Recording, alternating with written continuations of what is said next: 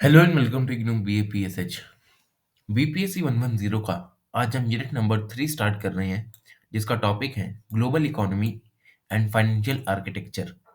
ये इस यूनिट का पार्ट 1 वीडियो होने वाला है, जिसमें आज हम ग्लोबल इकोनॉमी टिल 1945 तक के टॉपिक्स को कवर करेंगे। तो इंट्रोडक्शन की अगर मैं बात करूं तो ये ग्लोबल इकोनॉमी होती क्या है। तो जो ग्लोबल इकोनॉमी है वो जितने भी ह्यूमंस है वर्ल्ड में, वो उनकी इकोनॉमी की बात करती है। जहाँ पर जो इकोनॉमिक सिस्टम है, वहाँ पर इकोनॉमिक एक्टिविटीज को कंडक्ट किया जाता है with in the nation and outside the nation. मतलब देश के अंदर भी जो इकोनॉमिक एक्टिविटीज हो रही हैं और देश के बाहर जितनी इकोनॉमिक एक्टिविटीज हो रही हैं, वो सब ग्लोबल इकोनॉमी में आता है। जहाँ पर production, consumption, economic management, general exchange of financial values and trade off goods and services, ये सब चीजें ग्लोबल इकोनॉमी में आती हैं। पर जो ग्लोबल इकोनॉमी है जो ग्लोबल इकोनॉमी है उसने पिछले 30 सालों में बहुत ज़्यादा जो है ट्रांसफॉर्मेशन देखी है। इकोनॉमिक और फाइनेंशियल मैनिफेस्टेशन है, वो इसका एक प्राइम एग्जांपल है। जैसे कि 2008 से 9 तक जो ग्लोबल इकोनॉमिक क्राइसिस था, उसमें ग्लोबल इकोनॉमी में बहुत ज़्यादा फ्लक्चुएशन देखने को मिली थी। और इसकी वजह से क्या हुआ कि जो ग्लोबल साउथ था वर्ल्ड का, वो वर्ल्ड इकोनॉमी में प्रोटेक्शनिज्म को फॉलो करने लग गया। ठीक है। और पॉपुलिज्म को फॉलो करने लग गया डेवलप्ड इकोनॉमीज के लिए, जो कि ब्रेग्जिट की वजह से हुआ था। ठीक है। अब ब्रिटेन जो था वो पहले यूरोपियन यूनियन का जो पार्ट था। ठीक है। तो उस समय की जो ब्रिटेन की लीडर थी मार्गरेट थैचर, तो उनको ये लगा कि ये यूरोपियन यूनियन जो है ना, वो ब्रिटेन के लिए सही नहीं है। ये उसकी इकोनॉमी को सही से डेवलप नहीं होने देगा। तो ब्रिटेन ने क्या कर लिया, यूरोपियन यूनियन से एग्जिट कर लिया। इसलिए हम ब्रेग्जिट इसको नाम देते हैं, ब्रिटेन का यूरोपियन यूनियन से एग्जिट। तो इससे बन गया ब्रेग्जिट। अब इससे क्या हुआ कि जो ग्लोबल साउथ था, उसमें भी कहीं ना कहीं प्रोटेक्शनिज्म की जो फीलिंग थी वो आने लग गई कि हमें भी इन सभी से क्या करना है, प्रोटेक्ट करके रखना है अपनी इकोनॉमी को। कभी ऐसा ना हो कि हम डेवलप होने के चक्कर में और ज्यादा गरीब बन जाए। ठीक है। और उसके बाद यूएस प्रेसिडेंट डोनाल्ड ट्रंप की एक पॉलिसी, जो कि है अमेरिका फर्स्ट पॉलिसी, जिसकी वजह से जी क्या होने लगा कि प्रोटेक्शनिज्म बढ़ने लग गया। क्योंकि उन्होंने क्या कहा, जो डोनाल्ड ट्रंप थे उन्होंने ये कहा कि अमेरिका जो है वो पहले अपनी जो हित हैं उनको पूरा करेगा। ठीक है। अपने हितों को पहले पूरा करेगा, दूसरों की बाद में सोचेगा। ठीक है। तो इससे क्या होने लग गया, देशों में प्रोटेक्शनिज्म आने लग गया कि हमें सबसे प्रोटेक्ट करके रखना है अपनी इकोनॉमी को। तो ये थे कुछ ग्लोबल इकोनॉमी के जो फ्लक्स जो कि आए पिछले 30 सालों में। अब आते हैं हम स्टेजेस इन ग्लोबल इकोनॉमी में। तो स्टेजेस इन ग्लोबल इकोनॉमी में सबसे पहले ये जाती है मर्केंटलिज्म की, जो कि है 1500 से 750 तक। तो जो पीरियड था 1500 से 1750 तक, ये था एज ऑफ मर्केंटलिज्म। कुछ लोग इसे अर्ली कैपिटलिज्म और ट्रेड कैपिटलिज्म भी कहते हैं, क्योंकि इस एज में जो यूरोप था, उसने दूसरे कॉन्टिनेंट्स जैसे कि अफ्रीका, अमेरिका, ऑस्ट्रेलिया, एशिया, इन सभी के साथ अपने गुड्स को एक्सचेंज करना शुरू कर दिया था। ठीक है। मतलब इस समय पे यूरोप जो था वो एक्सपोर्ट करने लग गया था अपनी चीज़ों को। ठीक है। अब इससे क्या हुआ कि जो इंटर कॉन्टिनेंटल शिपिंग थी, उससे ट्रांस कॉन्टिनेंटल ट्रेड में एक्सपेंशन होने लगा। ठीक है। एक कॉन्टिनेंट से दूसरे कॉन्टिनेंट का जो ट्रेड था वो बढ़ने लग गया 16th सेंचुरी में। और जैसे ही जो डच और जो ब्रिटिश कॉलोनियल ट्रेड था 17th सेंचुरी में, उसने यूरोपियन ट्रेड को एक अलग लेवल पे एक्सपैंड करना शुरू कर दिया। इस समय पर जो यूरोप था वो एक्सपोर्टिंग बहुत ज़्यादा करता था। ठीक है। इम्पोर्ट बहुत ही कम करता था, एक्सपोर्ट ज़्यादा करता था, ताकि जो भी फ़ायदा है वो यूरोप को मिले। ठीक है। The global trade and it's expansion were made possible by strong monarchical states of Europe. अब ये सब इतना सब ट्रेड हो रहा था, ये सब कंट्रोल करता था वहाँ की मोनार्कीज़। ठीक है। मोनार्कीज़ जैसे ब्रिटेन की अगर मैं बात करूँ, तो ब्रिटेन में क्या करता था, एक क्राउन प्रिंस होता था। ठीक है। क्राउन का रूल चलता था। क्राउन ही अपनी मोनोपोली बना के रखता था इस पे, कि जो भी ट्रेड हो रहा है, इसकी मोनोपोली हमारे पास है। कोई और ये ट्रेड करेगा तो उसके हम बहुत ज़्यादा जो वो टैक्स लगा देंगे। ठीक है। तो ये सब होने लग गया था। आगे आता है मर्केंटिलिज्म की कुछ फीचर्स।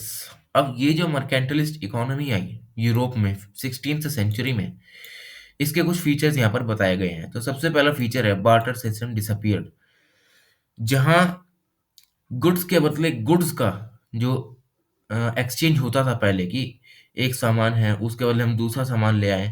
फॉर एग्जांपल हमें गोल्ड चाहिए, तो हमने क्या किया कि कुछ टन जो राइस है वो किसी कंट्री को दे दिए।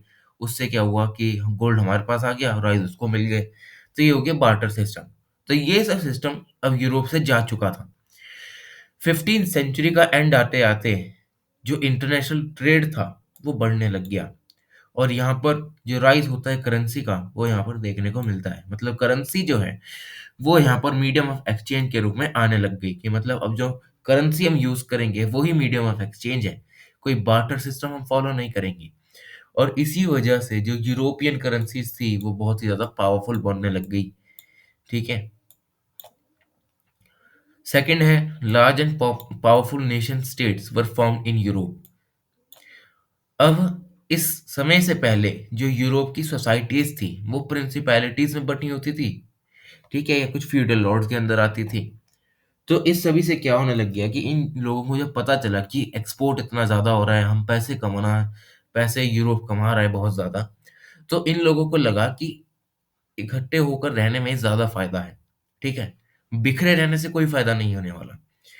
अब ये क्या करते हैं कि अलग अलग तरह की स्टेट्स बनाने लगते हैं, नेशन स्टेट बनाने लगते हैं, जो कि स्मॉलर स्टेट्स को जो है वो आगे जाकर कुचल देती हैं।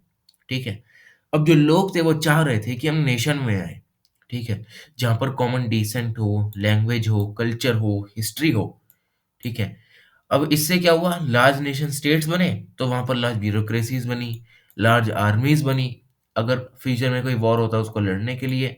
और जो रिसोर्सेज और मार्केट्स थे वो भी इन नेशन स्टेट्स के अंडर आने लग गए थे। थर्ड फीचर है फॉरेन ट्रेड। ठीक है। अब इसके बाद 16th सेंचुरी के बाद जो फॉरेन ट्रेड था उसको ज्यादा प्रायोरिटी देने लग गए यूरोप वाले। ठीक है, डोमेस्टिक ट्रेड को इतनी प्रायोरिटी कोई नहीं देता था इस समय। फॉरेन ट्रेड जो बाहर जाएगा माल, उससे जो प्रॉफिट बनेगा उस पे ज्यादा प्रेफर करते थे ये। ठीक है। अब जो गोल्ड सिल्वर जैसे जो प्रेशियस मेटल्स थे उनको ज़्यादा प्रेफरेंस मिलती थी, क्योंकि ये सब मेटल्स जो हैं वो प्रेशियस मेटल्स होते हैं, महंगे में बिकते हैं। तो ये यूरोप क्या करता था, बाहर जाकर बेचता था, जिससे जो इन्फ्लक्स था मनी का वो यूरोप में बहुत ज़्यादा होता था। ठीक है। Foreign trade in manufacture goods war preferred. अब इससे क्या होने लग गया कि जो फॉरेन ट्रेड था यूरोप का वो मैन्युफैक्चर गुड्स पर आने लग गया। ठीक है। अब ये गुड्स को मैन्युफैक्चर करके बाहर बेचते थे। ठीक है, डोमेस्टिक प्रोड्यूस नहीं करते थे, डोमेस्टिक ट्रेड नहीं करते थे अब। ठीक है। अब इसका प्राइम एग्जांपल है इंडिया में जो ब्रिटिश रूल आया था, उसमें जो ब्रिटिशर्स थे वो क्या करते थे, इंडिया से रॉ मटेरियल लिया, ठीक है, ब्रिटेन ले गए, वहां से उसको मैन्युफैक्चर किया, और वहीं इंडिया और बाकी कंट्रीज में आकर उसे महंगे दामों पे बेच दिया। ठीक है। मैन्युफैक्चर्ड गुड्स यहाँ पर प्रेफर किए जाने लगे एग्रीकल्चरल गुड्स के ऊपर। और फोर्थ इसका फीचर है कि इस एज को हम एज ऑफ डिस्कवरी भी कहते हैं, क्योंकि यहाँ पर अलग अलग कंट्रीज की डिस्कवरी हुई थी। जैसे कि 1492 में कोलंबस ने अमेरिका को पहुंचा था, ठीक है, खोजा था। वहीं वास्को डिगामा ने 1497 से 99 के बीच में इंडिया को सी रूट के जरिए खोजा था, जिससे कि जो अपॉर्चुनिटी थी यूरोप की वेल्थ पाने के लिए वो बढ़ने लग गई। ठीक है। अब यहाँ पर यूरोपियन एक्सप्लोरर्स आने लग गए ईस्ट में, जिससे कि जो ट्रेड था वो बढ़ने लग गया। ठीक है। यूरोपियन ने सिल्क रोड को ढूंढ लिया, ठीक है, जो कि चाइना से होते हुए यूरोप तक जाती है। इससे क्या होने लग गया, जो यूरोपियन जो ट्रेड था वो अब इन कॉन्टिनेंट्स में भी फैलने लग गया। और इस एज को हम साइंटिफिक रेवोल्यूशन की एज भी कहते हैं, क्योंकि यहाँ पर जो एस्ट्रोनॉमी है, मैकेनिक्स है, फिजिक्स है, और जो शिपिंग है, उन सभी की जो डिस्कवरीज है वो यहाँ पर होने लगी थी। ठीक है। फिफ्थ इसका फीचर है कि mercantilism demand more and more royal control over the internal and external economic policies. अब जो मर्केंटिलिज्म था उसने डिमांड किया कि हमें रॉयल कंट्रोल चाहिए हमारे इंटरनल और एक्सटर्नल इकोनॉमिक पॉलिसीज पर। ठीक है? क्योंकि अगर रॉयल कंट्रोल रहेगा ना, तो मोनोपोली बनी रहेगी। वहीं अगर रॉयल कंट्रोल नहीं रहा, तो अलग-अलग तरह की कोई प्राइवेट कंपनी आएँगी और सारा प्रॉफिट वो ले जाएँगी। ठीक है? इससे फ़ायदा कुछ होगा नहीं रॉयल फैमिली को या क्राउन को। तो मर्केंटलिज़्म ने रॉयल कंट्रोल को प्रेफ़र किया। ठीक है? जिससे कि जो स्ट्रॉन्ग मोनार्कीज़ हैं, वो अब एब्सोल्यूटिस्ट स्टेट्स में बनने लग गई। The age of mercantilism came to an end around mid 18th century. अब जो ये एज था मर्केंटलिज्म का, वो 18th सेंचुरी के मिड में कहीं न कहीं जो है वो एंड हो जाता है। और इसका जो मोस्ट इन्फ्लुएंशियल आइडिया होता है इसके एंड के पीछे, वो होता है इसका लेज़र-फेयर इकोनॉमी। ठीक है? ये थियरी ये कहती थी कि यहाँ पर जो मर्केंटलिस्ट कैपिटलिज्म है, वो यहाँ पर नहीं रहना चाहिए। ठीक है? The availability of gold and other precious metals is limited. ठीक है? हमने ऊपर देखा कि जो यूरोप था वो प्रेशियस मेटल्स का एक्सपोर्ट करना शुरू कर दिया था उसने। पर ये थियरी ये कहती थी कि जो गोल्ड और ऐसे प्रेशियस मेटल्स है ना, वो लिमिटेड हैं, ठीक है? हर जगह नहीं मिलते हैं, कहीं-कहीं जगह मिलते हैं, बहुत ही लिमिटेड रिसोर्सेज़ होते हैं। इनको बनने में भी बहुत टाइम लगता है। तो पहली इनकी जो थियरी है वो ये कहती थी और दूसरा ये था कि जो ग्लोबल ट्रेड की एक जो लिमिट होती है ना, यूरोप उसको पहले ही पार कर चुका है, ठीक है? अब यूरोप को क्या करना चाहिए कि उसको ग्लोबल ट्रेड इतना नहीं करना चाहिए क्योंकि अगर ऐसा ना हो कि सारा जो प्रोडक्शन है वो अगर उसे एक्सपोर्ट कर देगा, तो उसके खुद के लिए कुछ नहीं बचेगा। तो ये लेज़र-फेयर इकोनॉमी जो थियरी है, वो ये कहती है, ठीक है? जो इसके मेन प्रोपोनेंट्स होते हैं, वो होते हैं डेविड ह्यूम और एडम स्मिथ। आगे आता है इंडस्ट्रियल रेवोल्यूशन। जो इंडस्ट्रियल रेवोल्यूशन था, इसने एक मेजर शिफ्ट कर दिया टेक्नोलॉजिकल, सोशियो इकोनॉमिक और कल्चरल कंडीशंस में, ठीक है? लेट 18th सेंचुरी और अर्ली 19th सेंचुरी में। जो इंडस्ट्रियल रेवोल्यूशन था, वो ब्रिटेन में आया सबसे पहले और ब्रिटेन के ज़रिए पूरे वर्ल्ड में फैल गया, ठीक है? जिसे हम इंडस्ट्रियलाइज़ेशन के नाम से जानते हैं। इंडस्ट्रियलाइज़ेशन तभी पॉसिबल हो पाया क्योंकि इस समय पर जो टेक्नोलॉजिकल इनोवेशंस थी, वो बहुत ज़्यादा हो रही थी, ठीक है? इससे जो टेक्नोलॉजी थी, वो बढ़ती जा रही थी, ठीक है? जिससे जो डेवलपमेंट थी, उसका जो ग्रोथ रेट था, वो भी बढ़ता जा रहा था, ठीक है? तब बात करते हैं इंडस्ट्रियलाइज़ेशन के कुछ फीचर्स की। जो इंडस्ट्रियलाइज़ेशन था, उसने एक अनप्रेसिडेंटेड इंक्रीज़ देखा प्रोडक्शन और कंज़म्पशन में क्योंकि बड़ी-बड़ी जो ना मैन्युफैक्चरिंग यूनिट्स हैं, वो अगर एस्टेब्लिशमेंट होंगी, तो प्रोडक्शन ज़्यादा होगा, तो कंज़म्पशन भी ज़्यादा होगा, लोगों के पास ज़्यादा चॉइसेस बनेंगी, ठीक है? इससे पर कैपिटा वेल्थ में भी हमें इज़ाफ़ा देखने को मिलता है। इंडस्ट्रियल रेवोल्यूशन ने एक नए सोशल ऑर्डर को भी जन्म दिया, ठीक है? By the early decades of 19th century में। यहाँ पर एक स्ट्रॉन्ग मिडल क्लास होती थी इंडस्ट्रियलिस्ट की और एक बिज़नेसमैन क्लास होती थी, जो कि जो लैंड ओनर्स और जो नोबल्स थे, उन पर ये हावी होते रहते थे, ये डोमिनेट करके रखते थे। ठीक है? और इसी को कार्ल मार्क्स आगे क्रिटिसाइज़ भी करते हैं। कार्ल मार्क्स के अकॉर्डिंग जो इंडस्ट्रियलाइज़ेशन था, उसने सोसाइटी को 2 क्लासेस में डिवाइड करके रख दिया था। पहले होता है ये बुर्जुआ, जिसे हम बॉर्जियस भी कहते हैं, जो कि सारे मीन्स ऑफ प्रोडक्शन को अपने कंट्रोल में रखते हैं और वो दूसरी क्लास पर, जो कि होती है प्रोलेटरिएट, उस पर जो है वो डोमिनेंस बना के रखते हैं। तो इनके अकॉर्डिंग ये गलत हुआ। वहीं 1844 में जो फ्रेडरिक एंजल्स हैं, वो ये नोट करते हैं कि जो इंडस्ट्रियल रेवोल्यूशन है, उसने सिविल सोसाइटी जो कि इंग्लैंड में एग्जिस्ट करती है, उसको भी चेंज कर दिया है। ठीक है? अब इसके बाद क्या होने लग गया कि जो स्टीम पावर आई, प्रिंटिंग प्रेस में, उससे मासिव एक्सपेंशन हो गया न्यूज़पेपर का और पॉपुलर बुक पब्लिशिंग का। लोगों के पास ज़्यादा स्टडी मटेरियल आने लग गया पढ़ने के लिए, जिससे जो लोग थे, वो ज़्यादा अवेयर बनने लग गए, ठीक है? अवेयर बनेंगे तो उनके पास जो लिटरेसी है वो भी बढ़ेगी, तो इससे लिटरेसी बढ़ने लगी और जो लोग थे वो फर्दर डिमांड करने लगे पॉलिटिकल पार्टिसिपेशन की कि हमें भी पॉलिटिकल पार्टिसिपेशन करना है, ठीक है? क्योंकि पहले क्या होता था कि बड़े-बड़े जो बिज़नेसमैन होते थे, वही अपने कुछ लीडर्स को चुन के, जो कि उनके फ़ेवर में काम करते हैं, वो इंग्लैंड को रूल किया करते थे। पर जैसे-जैसे जो बुक्स पब्लिश होने लग गई, न्यूज़पेपर्स आने लग गए, जैसे-जैसे जो जो लोग थे वो लिटरेट होने लग गए, वो उनमें अवेयरनेस आने लग गई कि हमें भी पॉलिटिकल पार्टिसिपेशन करना है, ठीक है? ताकि हम भी अपने लिए कुछ पॉलिसीज़ बना सकें। और उसके बाद जो राइट टू वोट है वो लोगों को यहाँ पर दिया गया, ठीक है, ब्रिटेन में under the bills of 1832, 67 and 85।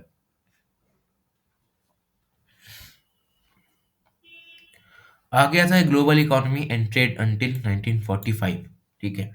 1945 तक जो ग्लोबल इकोनॉमी और ट्रेड था वो कैसा चलता था।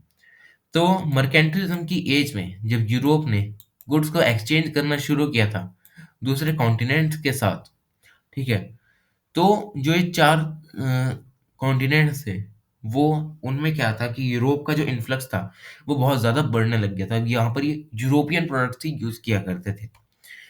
4 सेंचुरी तक, जब तक जो फर्स्ट वर्ल्ड वॉर है वो नहीं हुई, तब तक जो इंट्रा यूरोपियन ट्रेड था वो बहुत ज़्यादा सिग्निफिकेंट बना रहा ग्लोबल ट्रेड में, वर्ल्ड वॉर से पहले, ठीक है।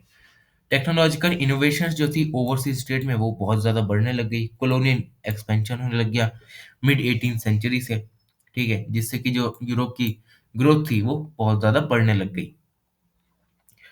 From industrial revolution until the first world war the three European powers Britain, Germany and France dominated the global economy.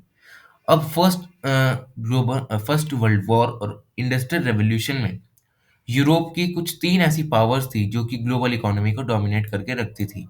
इसमें सबसे पहला होता था ग्रेट ब्रिटेन, उसके बाद जर्मनी और फिर फ्रांस। ये तीन कंट्रीज ही पूरे ग्लोबल इकोनॉमी को डोमिनेट करके रखती थी, ठीक है। ये तीन कंट्रीज वर्ल्ड का 3/4 इंडस्ट्रियल प्रोडक्शन करती थी यूरोप में, ठीक है, और 3/4 ट्रेड करती थी पूरे वर्ल्ड में, ठीक है। पूरे वर्ल्ड इकोनॉमी की यहाँ पर बात की जा रही है।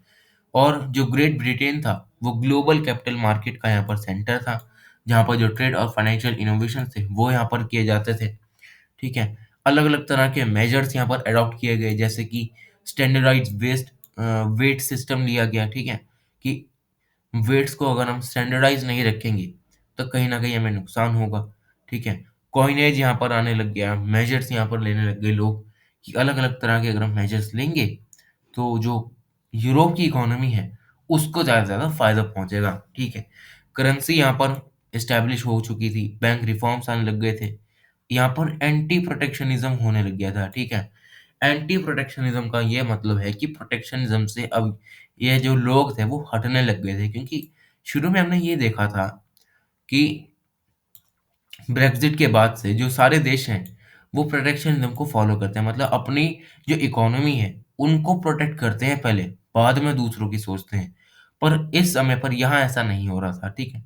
मर्चेंट गिल्ड्स का यहाँ पर डिसोल्यूशन कर दिया जाता है, और जैसे जैसे लेजिस फेयर आइडियाज का स्प्रेड होता है 18 सेंचुरी में, इससे ग्लोबल ट्रेड को बहुत ज़्यादा कनेक्टिविटी प्रोवाइड की जाती है। सेवरल फ्री ट्रेड एग्रीमेंट्स किए जाते हैं 18 सेंचुरी में, जो कि मोस्ट फेवर्ड नेशन के रूप में यहाँ पर देखने को मिलते हैं, जो कि ट्रेडिंग नेशन जो होते हैं, जो कि ट्रेड करते हैं, वो इनको साइन करते हैं ताकि जो ट्रेड है वो अच्छे से फैसिलिएट हो सके।